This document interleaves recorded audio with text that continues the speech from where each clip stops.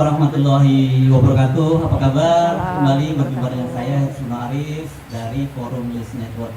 Kali ini kita sedang halal bihalal nih. Halal bihalal antara redaksi Forum News Network bersama dengan sejumlah tokoh dan suasananya outdoor. Ini udah lama banget kita tidak melaksanakan semacam ini. Suasananya sangat lega ya di terasa. Nah, di sini ada 4 orang tamu dari FNN yang kita todong. Ini mereka semua bilang begini bahwa perjanjiannya nggak ada ngobrol-ngobrol, cuma bilang makan-makan gitu. Tiba-tiba di ngobrol. Tapi memang itu risikonya kalau kita berurusan dengan media gitu ya. Jadi harus siap untuk ditodong untuk di doorstop interview. Tapi ini bukan doorstop, ini sit down interview ya gitu. Nah, ada Bung Rocky Gerung ini tuan rumah karena beliau juga dewan redaksi, dewan pakar FNN. Gitu ya. Co-host. Ya, co-host gitu. Mbak Bivitri, ya kita anggap juga keluarga besar FNN juga. Ya, Profesor Bivitri gitu ya. Hukum tata negara, Bung Hensat yang sekarang kelihatan lebih langsing. Oh iya. Malu Ramadan. Ini Bung Satrio dan Bang Tamsin, diwakil beliau ini ketua apa kalau di DPD jabatannya Bang? Ketua kelompok DPD. Jadi kita cukup undang Bang Tamsil, kelompok yang lain wakil dari DPD. Nah, kita akan ngobrol bagaimana mereka beliau-beliau ini memandang Indonesia ini pasca Lebaran dan pasca minyak goreng. Pasca minyak goreng. Maksa banget ya anunya, topiknya. Tapi saya ingin dimulai dengan Bung Rocky karena tuan rumah nanti belakangan. Biasa dulu deh, lihat petanya setelah pasca minyak goreng itu seperti apa sih peta politik kita sekarang ini. Assalamualaikum warahmatullahi wabarakatuh.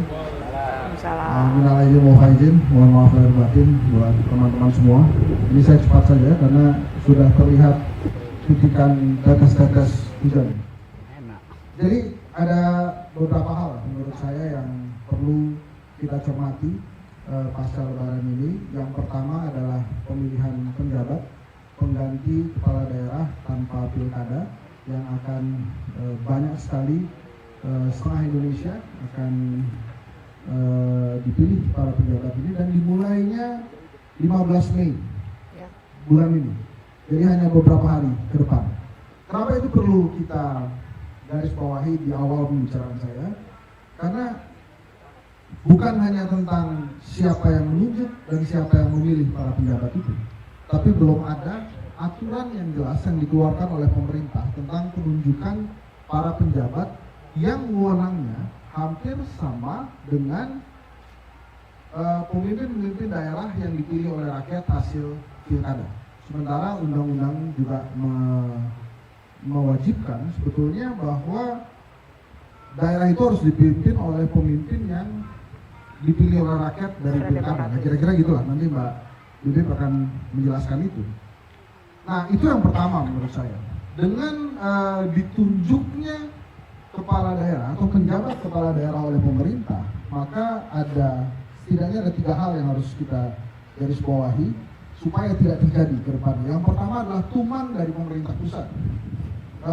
Aji mumpung yang bila berhasil akan diteruskan untuk keberlanjutannya ini. Jadi karena sukses nih menunjuk dan memilih kepala daerah dan bagus-bagus saja, itu ada keinginan untuk meneruskan itu. Kemudian yang kedua tentunya adalah keberpihakan politik pada saat para penjabat ini menjabat sebagai kepala daerah. Yang ketiga tentunya adalah potensi pelanggaran undang-undang, misalnya dipaksakan TNI Polri menjabat. Dan satu lagi adalah bagaimana tanggung jawab si penjabat kepada warga masyarakat. Makanya saya sering sekali mengusulkan pemilihan penjabat harusnya juga melibatkan warga masyarakat yang akan dipimpin oleh si penjabat ini. Itu yang pertama. Kemudian yang kedua, malam takbiran lalu ada kejadian di Lombok Barat yang beberapa media kemudian mengklaim ini adalah aksi intoleransi yang tidak membahas kira-kira apa sebetulnya kejadian yang melatar belakangi itu. Saya tweet itu dengan cukup keras. Saya tweet begini, bunyinya kurang lebih, jangan ajari kami tentang toleransi, karena kami paham toleransi itu seperti apa. Justru Anda yang sering teriak-teriak intoleran, justru Anda yang sering teriak-teriak intoleransi itulah kita patut duga sebagai biang kerok intoleransi yang terjadi di Indonesia. Dan itu ramai sekali mendapatkan respon dari netizen. Tapi tidak ada satupun yang saya respon karena saya tunggu sampai ada respon keras. Dan rata-rata memang menyerang bahwa Anda tidak melihat apa yang terjadi di sini, apa yang terjadi di sana, yang menurut saya super minoritas. Super minoritas itu artinya sedikit sekali terjadi di Indonesia, dan jangan-jangan memang hanya sebatas spanduk saja. Karena kemudian banyak sekali yang mengirimkan spanduk-spanduk hasil 2017 lalu misalnya, tentang jenazah yang tidak disolatkan dan lain-lain. Jadi menurut saya tren toleransi, intoleransi dan radikalisme ini harus segera ditutup bukunya sebelum kita masuk masa kampanye. Otherwise ini akan menjadi semakin buruk. Itu yang kedua. Kemudian yang ketiga, yang terakhir nih, Bang Robi, ada tren di capres sebetulnya, calon presiden pada saat mereka berkampanye. Ada dua garis yang bisa membedakan dan kita harusnya bisa tahu memilih yang mana. Yang pertama adalah tren calon presiden yang melakukan strategi kampanyenya dengan pameran. Jadi artinya ya pamer-pamer hasil kerja, pamer-pamer hasil karya, pamer-pamer hasil pembangunan. Yang satu lagi stick dengan pencitraan. Ya citranya itu aja gitu, ketemu ini, ketemu itu, ingin dicitrakan begini, ingin dicitrakan begitu. Nah, strategi pameran dan pencitraan ini mudah-mudahan bisa jadi membedakan antara siapa kira-kira capres yang patut untuk melanjutkan kerja-kerja baik Pak Jokowi. Saya harus bilang begitu. Karena ada satu capres yang selalu dituduh begitu. Menyelesaikan JIS, melanjutkan kerja-kerja baik Pak Jokowi. Nanggulangi banjir, melanjutkan kerja-kerja baik Pak Jokowi. Jadi selalu begitu, sehingga terlalu mudah jawaban dari pertanyaan siapa kira-kira akan melanjutkan kerja baik Pak Jokowi. Tapi dari semuanya tentang bagaimana kita memilih apakah pencitraan dan pameran, yang jelas